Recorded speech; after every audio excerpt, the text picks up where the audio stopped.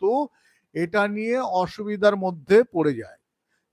অনেকবার এরকম আমি দেখেছি যে আমি এরকম আপনাদের অভিজ্ঞতা বলতে পারি যে একসময় আমি যখন উত্তরবঙ্গে আমি হাই নিউজ বলে একটা চ্যানেল ছিল, ওদের ওখানে যখন চাকরি করতাম, উত্তরে সারাদিনে চাকরি করতাম, সেই সময় আমি কলকাতা থেকে বেশ কিছুদিন ধরে আমি ওখানে গিয়ে থাকতাম।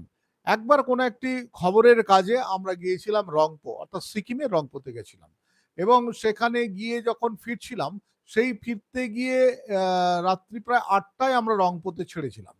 সেই ৮টায় যে রংপো থেকে ছাড়লাম, ছাড়ার পর আমরা যখন ঠিক তিস্তা বাজারের কাছাকাছি এলাম, তখন প্রবল বর্ষণ, এবং প্রবল বর্ষণ, সেই বর্ষণে আহ, সে সময় আমি নিজেই ড্রাইভ করছিলাম। আমার পাশে যে ড্রাইভার তিনি ছিলেন এবং আমার ক্যামেরাম্যান ছিলেন, ড্রাইভার কিন্তু সেই সময় আমাকে বলছিলেন যে দাদা খুব সাবধান, ওই পাহাড়টার মাটিগুলো বোধহয় নিচের দিকে নেমে এসছে, একটা মাটি পাহাড় রয়েছে। হ্যাঁ, সে বললো যে নিচের দিকে নামছে বোধ হয়। আমি বললাম না, বোধহয় এটা তো হতে পারে না, কারণ আমার তখন খুব বেশি একটা অভিজ্ঞতা ছিল না। ও বললো যে গাড়িটা একটু জোরে চালান। আমি গাড়িটা ওর কথা মতো, প্রচন্ড বৃষ্টি, একটু স্পিড বাড়ালাম।